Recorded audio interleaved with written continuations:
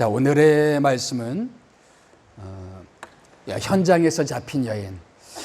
저는 우리 필그림 지구촌교회를 처음 시작하면서 첫 설교 시리즈를 예수님을 만난 사람들이라는 주제로 첫 설교 시리즈를 정했습니다. 그 이유는 우리 교회가 많은 사람들이 모이는데 초점 맞추기보다는 우리 교회에 더해지는 한 사람 한 사람, 한 영혼 한 영혼이 예수님을 만나서 변화받고 예수님을 통해서 새로워지는 그런 교회이기를 소망하기 때문에 이런 제목을 정했습니다.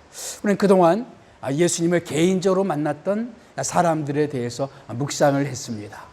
사마리아 여인, 니고데모, 혹은 삭개오, 그리고 지난주에는 베데스다 연못가에서 예수님의 은혜를 경험했던 그런 병자. 오늘은 너무나 우리에게 익숙한 그런 성경의 스토리입니다. 가늠하다 현장에 잡힌 한 여인입니다. 사람들이 한 여인을 끌고 왔습니다. 그리고 예수님께 이렇게 말합니다. 성경에는 이런 여인은 가늠한 이런 여인들은 돌로 치라고 했는데 예수께서는 당신은 이런 여인에 대해서 뭐라고 말씀하시겠습니까? 그런데 사람들이 이렇게 한 이유가 있다고 말하고 있어요. 이 여인을 끌고 온 이유가 있었다. 진짜 동기가 있었다. 그 이유가 뭡니까? 이렇게 말하면 고발할 조건을, 누구를 고발할 조건? 이 여인이 아니라 예수를 고발할 조건을 만들기 위해서 예수를 시험하는 것이었다. 그러니까 이 사람들의 진짜 목표는 여인이 아니라 예수님이었습니다. 예수님에게 어떤 올무를 씌워서 예수를 고발하기 위해서 지금 오게 된 것입니다. 그런데 그렇다고 해서 여인이 예외는 아닙니다. 우리 뒤에 10절 말씀 보게 되면 뭐라고 되어 있습니까? 여자여, 너를 고발하던 그들이 어디 있느냐? 너를 정죄한 자가 없느냐? 이 사람들은 예수를 고발하려 했고 또 누구를 고발했습니까? 이 여인을 고발한 거죠. 여인을 고발하고 여인을 정죄했습니다. 이 사람들, 이 여인을 끌고 온 사람들의 두 가지 특징을 말하자면 이 10절에 나와 있어요. 고발의식 혹은 정죄의식이라고 말할 수가 있겠습니다. 자, 교회 생활을 하다 보면 이 사람들뿐만 아니라 교회 안에서 신앙생활하는 많은 사람들 가운데도 이 여인을 끌고 온 사람들과 똑같은 그런 고발의식을 가지고 정죄의식을 가지고 신앙생활을 하는 사람들을 참 많이 보게 됩니다. 조그만 허물을 봐도 쉽게 돌을 던지려고 하는 사람들, 작은 실수에도 작은 허물에도 그것을 용납하지 못하고 그들을 정죄하고 그들을 판단하고 그들을 비난하고 그들에게 정죄의 돌을 던지고자 하는 고발의식이 많은 사람들, 그런 사람들을 단지 먼 옛날의 바리새인 서기관들 뿐만 아니라 오늘의 교회에서도 참 많이 볼 수가 있다는 것입니다. 이상하게도 교인들을 가만히 관찰해 보면 누군가를 고발할 조건이 생기면 서로의 눈에 생기가 돋아요. 그리고 그 사람에 대해서 이런저런 얘기를 하는 것에 왠지 신이 나는 것 같아요. 마치 나는 의롭고 저 사람은 죄인이다, 이런 의식 때문인지 몰라도 사람들은 누군가를 비난하고 누군가에 대해서 수근수근 거리는 것을 은근히 즐기는 모습들을 많이 볼 수가 있습니다. 그러나 정말 우리가 은혜의 공동체, 주님의 사랑의 공동체가 되기를 정말 소망하게 된다면 사람들의 실수를 덮어주고 사람들의 허물을 용납할 수 있는 공동체여야 되지 않을까 하는 생각이 듭니다. 저는 우리 필그림 지구촌 교회가 그런 교회였으면 좋겠습니다. 허물이 있어도, 좀 실수가 있어도 품어주고 용납해주고, 그래서 함께 신앙생활을 할 수 있는 그런 모습이 되었으면 참 좋겠습니다. 우리가 신앙생활하면서 어떻게 이런 고발의식에서 벗어날 수가 있을까? 사람들을 쉽게 정죄하고, 사람들을 쉽게 비난하고, 사람들을 쉽게 고발하고자 하는 이런 마음에서 우리는 어떻게 벗어날 수가 있을까? 몇 가지 이유를, 몇 가지 요인들을 찾아 생각해 볼 수가 있겠습니다. 우리는 어떻게 고발의식에서, 신앙적인 고발의식에서 우리는 벗어날 수 있겠는가? 첫째는 우리도 똑같은 죄인인 것을 기억해야 된다라는 것입니다. 우리도 똑같은 죄인인 것을 기억해야 된다. 오늘의 스토리의 결말을 우리는 사실은 잘 알고 있습니다. 예수께서 여인을 끌고 온 사람들을 향해서 처음에는 어떻게, 예수님 무슨 일을 하셨습니까? 땅에 앉아서 뭔가를 쓰셨죠. 뭐라고 쓰셨죠? 성경에 나와 있지 않아요. 사람들은 여러 가지 추측을 합니다. 아마도 여인을 끌고 온 사람들의 죄목을 거기다 쓰지 않았을까? 몰라요. 뭘 쓰셨는지. 만약 예수님이 거기에 쓰신 내용이 중요했다면 성경은 아마도 기록을 했을 것입니다. 그러나 기록하지 않은 이유는 중요하지 않았기 때문에 기록하지 않았을 거예요. 여기서 뭔가 예수님이 가늠하던 현장에 잡힌 여인을 끌고 온 사람들이 있었을 때 그냥 땅에 앉아서 뭔가를 쓰셨어요. 얼마 동안 쓰셨는지는 모르겠어요. 그래서 뭔가를 쓰셨어요. 한참 쓰신 다음에 일어나서 사람들에게 말씀하십니다. 이렇게 말씀하시죠. 너희 중에 죄 없는 자가 먼저 돌로 치라. 이 말씀을 들은 사람들의 반응이 어떻게 되었습니까? 9절 말씀, 우리 다 같이 한번 이 말씀을 읽어보겠습니다. 시작. 그들이 이 말씀을 듣고 양심의 가책을 느껴 어른으로 시작하여 젊은이까지 하나씩 나가고 오직 예수와 그 가운데 섰는 여자만 남았더라. 양심의 가책을 느꼈어요. 너희 중에 죄 없는 자가 돌로 치라는 말씀 앞에 양심의 가책을 느꼈습니다. 그리고 하나둘씩 돌을 내려놓고 그 자리를 떠나기 시작했습니다. 무슨 얘기예요? 죄 없는 사람이 아무도 없었다는 얘기입니다.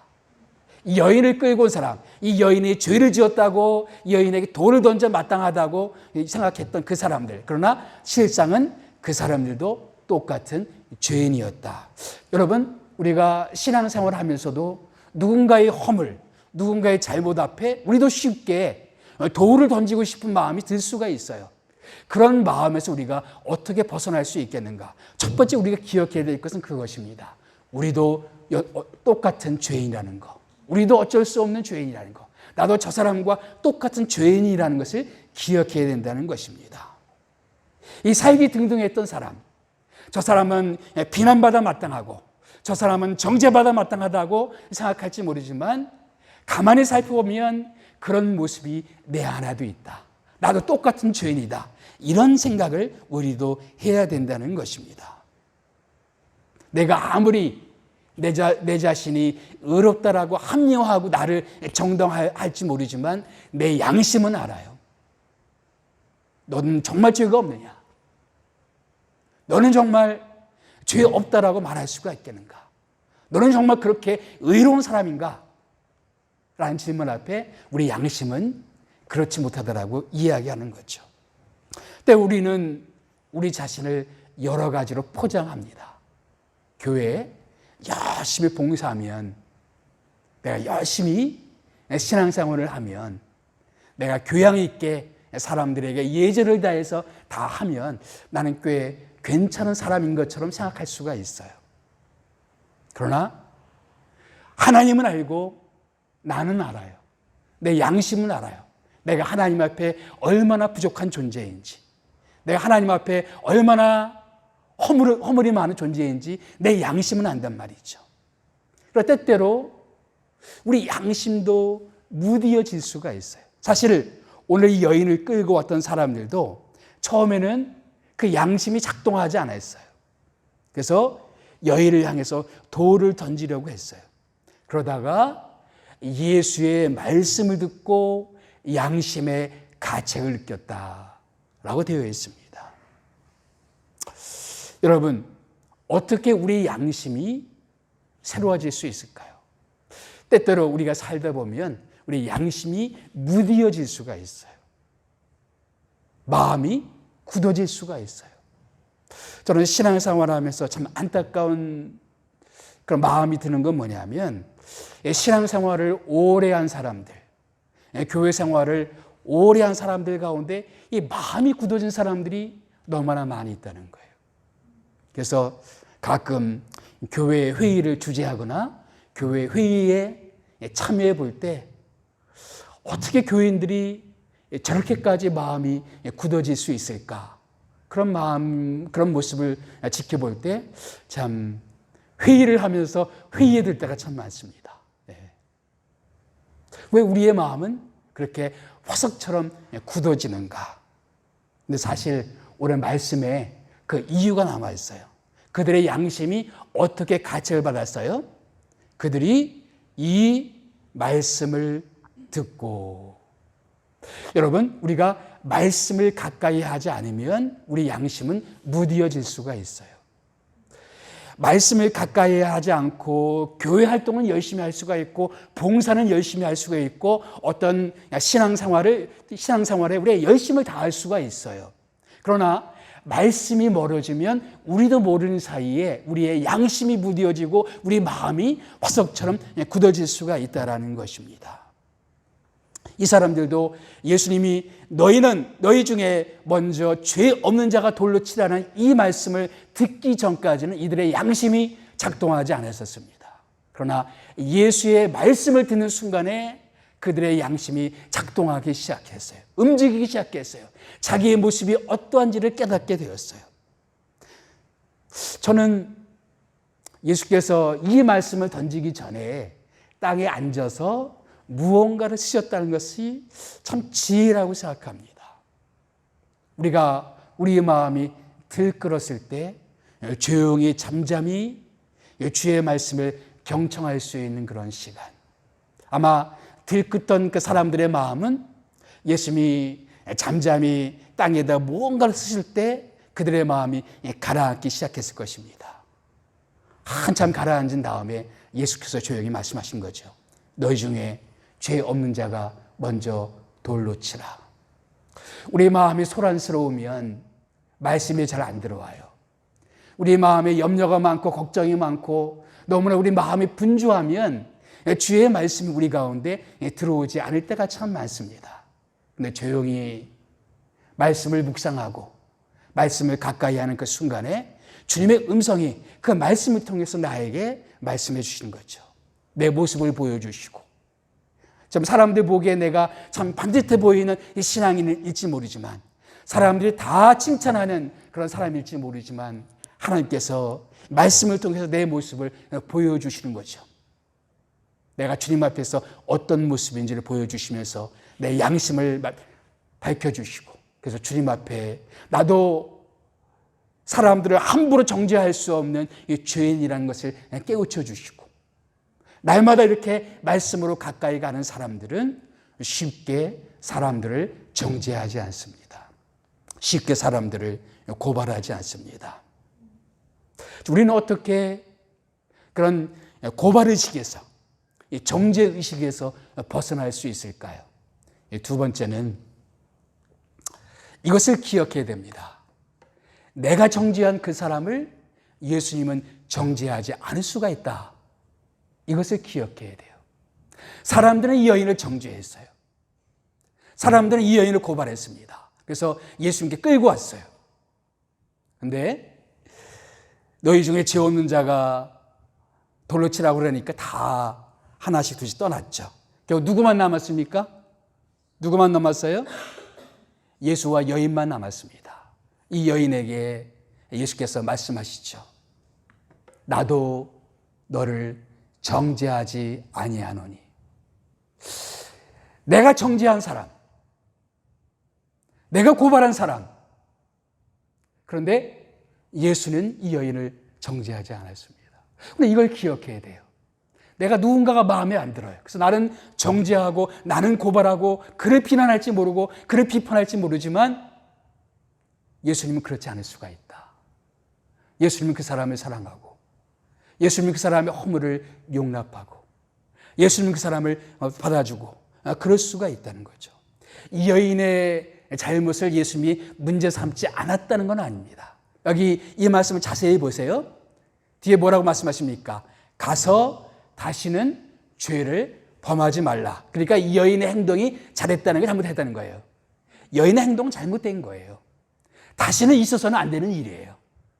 예수님이 여인의 잘못을 묵인하신 게 아니에요. 어떻게 회개하지 않은 여인을 예수님이 그냥 용서하지 않았을까? 뭐 그런 생각이 들 수도 있어요. 우리는 여인이 정말 회개하지 않았을까 하는 생각을 해볼 필요는 있습니다. 여러분, 우리가 회개하는 모습은 여러 가지 모습일 수가 있어요. 사람들이 다 떠나갔을 때 끝까지 예수님 앞에 남아서 예수님의 처분을 기다리면서 예수님 앞에 무릎 꿇고 있는 이 여인의 모습, 저는 이것도 회개의 한 모습이라고 생각합니다. 예수님은 그 여인을 용서해 주셨어요. 사람들이 정죄했던 사람, 사람들이 고발했던 사람, 그런데 예수님은 용서해 주셨습니다. 여러분, 이것을 꼭 기억할 필요가 있습니다. 내가 미워한 그 사람을 예수님이 사랑하실 수가 있다. 아니, 예수님은 누구든지 사랑하시죠. 얼마나 사랑하십니까? 자기 목숨을 버리기까지 사랑하시는 분이십니다. 하나님의 세상을 이처럼 사랑하사 독생자를 주셨으니 이는 저를 믿는 자마다 멸망하지 않고 영생을 얻게 하려 하십니다. 자기 목숨을 내어놓을 정도로 사랑하신 주님, 내가 미워하는 그 사람, 내가 비판하는 그 사람, 내가 정죄하는 그 사람, 그런데 예수님은 그 사람을 위해서 자기 목숨을 내어놓으셨다. 그럴 정도로 그 사람을 사랑하는 사람이다. 나는 쓸모없는 사람이라고 생각할지 모르지만 예수님은 그 사람을 위해서 자기의 목숨을 내어놓으셨다. 우리 그것을 기억할 필요가 있다는 것입니다. 사마리아 동네 사람들이 사마리아 여인을 정죄했죠. 그러나 예수님은 사마리아 여인을 만나 주셨습니다. 삭개오가 살던 동네 사람들은 삭개오가 사는 집을 죄인의 집이라고 불렀어요. 예수님께서 삭개오의 집에 들어가니까 뭐라고 했습니까? 어찌 죄인의 집에 들어가느냐, 그렇게 말을 했어요. 동네 사람들은 삭개오를 따돌렸습니다. 그런데 예수님은 그 집에 들어가셨어요. 사람들이 따돌린 사람, 사람들이 멀리했던 사람, 그런데 예수님은 그 사람 집에 들어가셨습니다. 사람들은 세리 마태나 혹은 죄인들을 멀리 했습니다. 그런데 예수님께서는 그들과 식사를 같이 했기 때문에 오히려 사람들에게 비난을 받았습니다. 우리가 멀리하고 우리가 정죄하고 우리가 비판하는 그 사람들, 그런데 예수께서 그 사람을 가까이 하시고 예수께서는 그 사람들을 용납하시고 예수께서는 그 사람들을 품어주신다는 사실을 기억할 필요가 있어요. 내가 누군가가 정말 미워질 때, 내가 누군가가 정말 싫어질 때, 그래도 우리가 기억할 것이 있습니다. 내 마음에는 아무리 미움이 있다 할지라도 그래도 예수님은 그 사람을 사랑하신다는 거.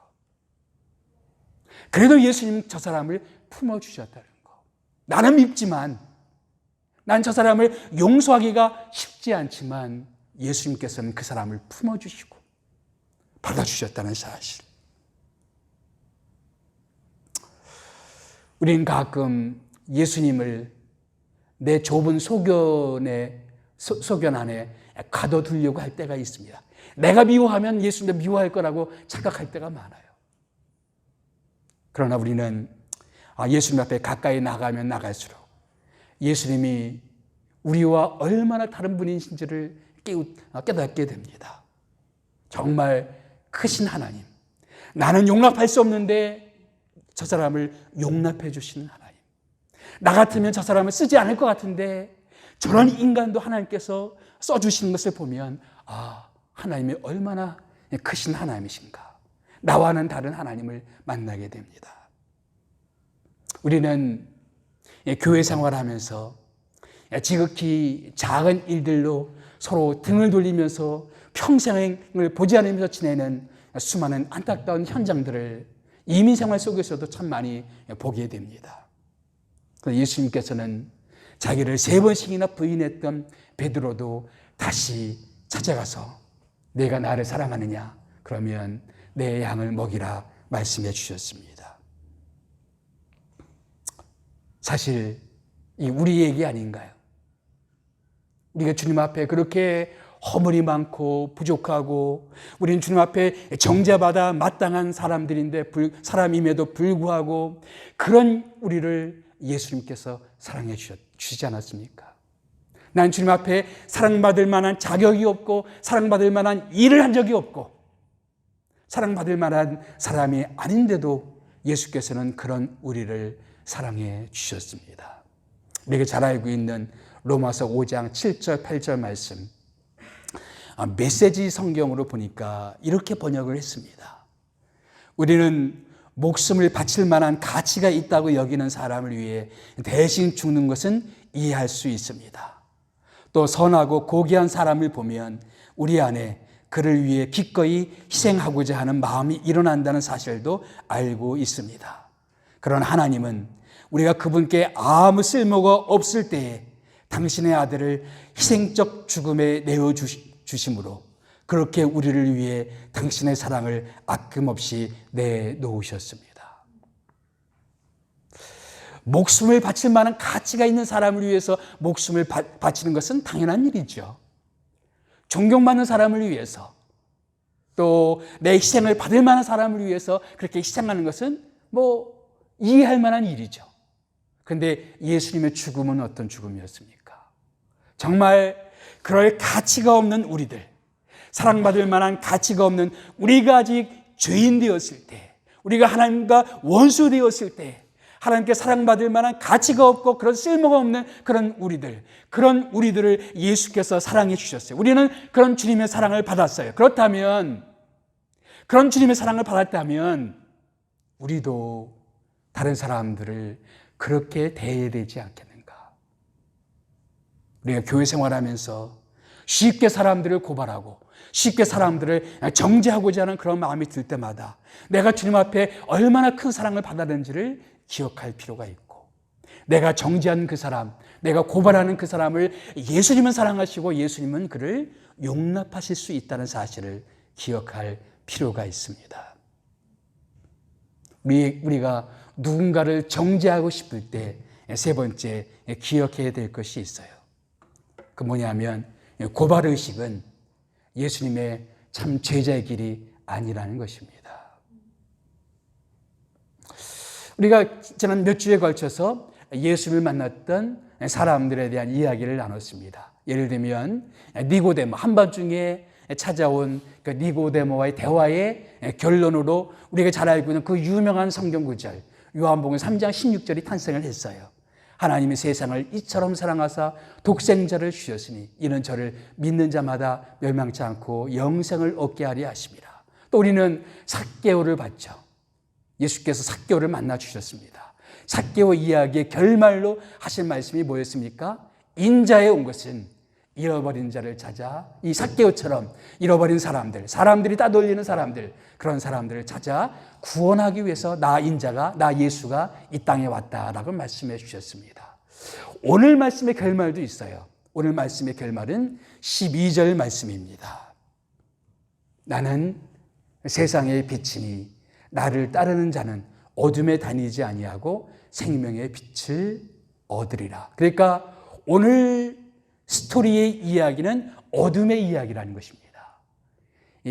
이 가늠하다 현장에 잡힌 여인, 어둠의 사건에 연루된 사람이죠. 뿐만 아니라 이 사람을 정죄하고 이 사람을 고발하던 사람들의 마음 자체도 어둠 속에서 살아가는 사람들의 마음이라는 것입니다. 그래서 예수께서는 말씀하셨어요. 내가 왜 이 땅에 온 줄 아느냐? 바로 어둠 속에 살아가는 사람들, 그 사람들의 마음을 밝혀주기 위해서, 그들에게 빛을 던져주기 위해서 나는 이 땅에 왔다라고 말씀하고 있습니다. 예수께서 말씀하시는 어둠이 뭡니까? 죄죠, 죄. 오늘 요한복음 8장에 나오는 간음하다 천장에서 잡힌 여인, 간음의 죄. 또 이 여인을 끌고 와서 돌을 던지려 했지만 너희 중에 죄 없는 사람이 돌로 치라고 했을 때 아무도 돌로 치지 못했어요.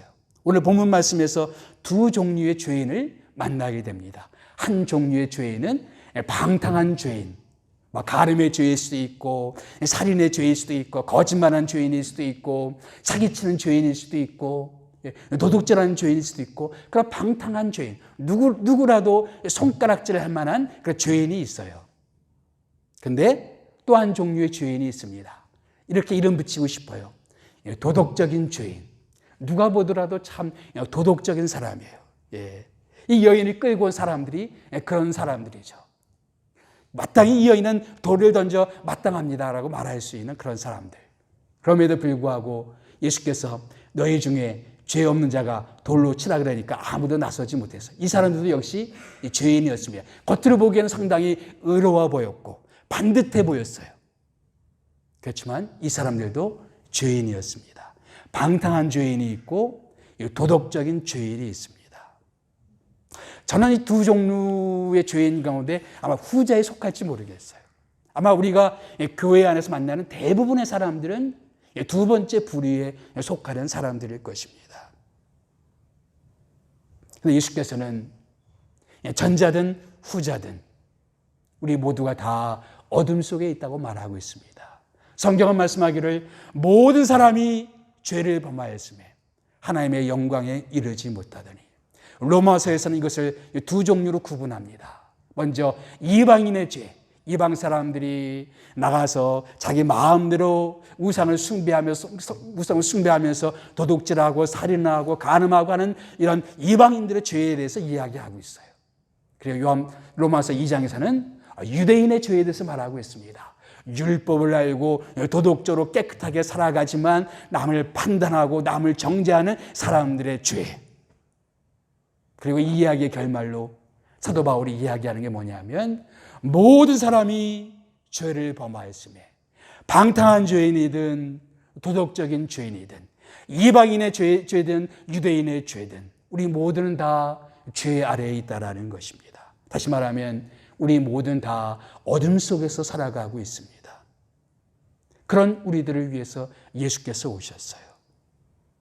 그리고 우리가 정말 예수를 만나게 되면 우리는 어둠에 다니지 아니한다. 그리고 생명의 빛을 얻게 된다라고 말하고 있습니다.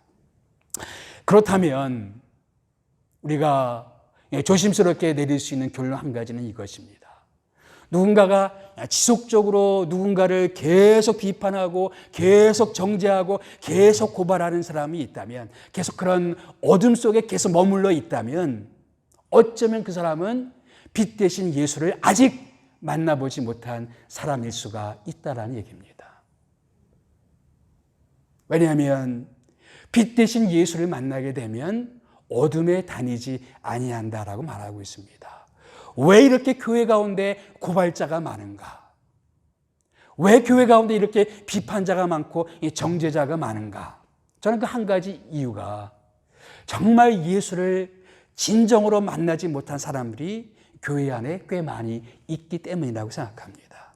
교회는 다니지만, 예배는 참여하지만, 봉사에 참여하고 목장에 참여하지만 정말 예수를 개인적으로 만난 경험이 없기 때문에 아직은 어둠 속에 머물러 있어요. 아직은 어둠의 행위 속에 파묻혀 있어요. 아직 생명의 빛이 무엇인지를 맛보지 못했어요. 우리 어둠을 몰아낼 수 있는 예수의 생명의 그 능력을 맛보지 못했어요. 예수를 영접하면, 예수를 만나게 되면 내 안에 역사하는 생명의 역사가 무엇인지를 아직 맛보지 못했기 때문에 계속 어둠 속에 머물러 있을 수가 있다라는 얘기입니다. 그런 얘기입니다.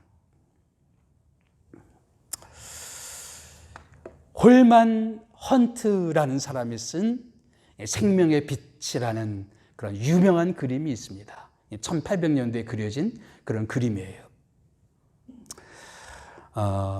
이 그림을 보게 되면 예수님께서 등불을 들고 누군가의 문을 두드리고 있습니다. 이 집 문을 보니까 얼마나 사람들이 왕래하지 않았는지 그 집 앞에는 가시덤불이 가득해요. 그리고 사방이 어둡습니다. 우리들의 마음 상태를 보여주고 있는 것이죠.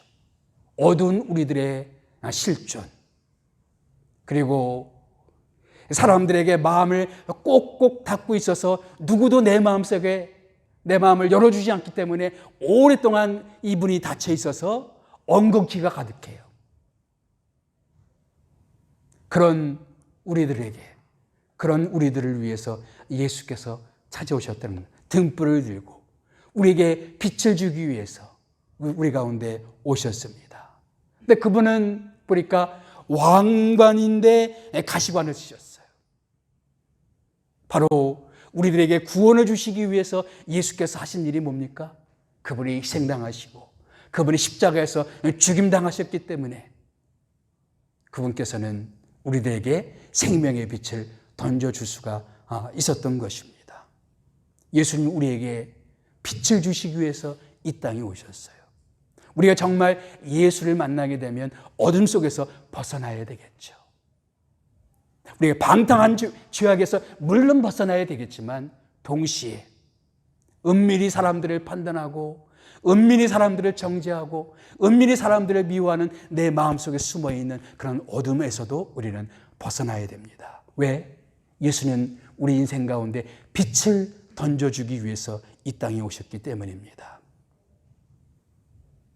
그렇다면 내가 정말 어둠 속에서 벗어날 수 있는 가장 중요한 이유는 뭐냐?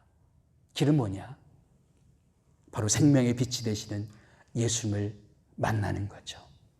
그 예수님을 가까이 하는 거죠. 빛 대신 예수님과 가까이 하게 되면 어둠이 물러나요. 예. 한참 촛불 시위가 가득할 때 어둠은 빛을 이기지 못합니다. 이 표어가 한참 유행한 적이 있었습니다. 진리죠. 어둠은 빛을 이기지 못합니다. 촛불 하나의 빛은 방 안에 있는 모든 어둠을 몰아낼 수가 있어요. 예수께서, 빛이 되신 예수께서 내 인생 가운데 들어오시게 되면 내 안에 있는 어둠들이 물러갈 수밖에 없다는 것이죠. 우리가 정말 그런 생명의 빛이 되신 예수님을 만났다면 우리는 이제 어둠 속에서 벗어나야 되겠죠. 정죄하고 고발하고 판단하고 비판하고 아주 이 여인을 끌고 왔던 사람들이 가지고 있었던 이 어둠 속에서 우리는 벗어나야 되겠죠. 우리가 정말 이 빛 대신 예수님을 늘 가까이 함으로 말미암아 우리의 삶이 그렇게 빛된 그런 삶이 되었고 많은 사람들에게 은혜를 끼치고 덕이 되는 그런 삶이 되기를 예수님의 이름으로 축복합니다. 기도하겠습니다.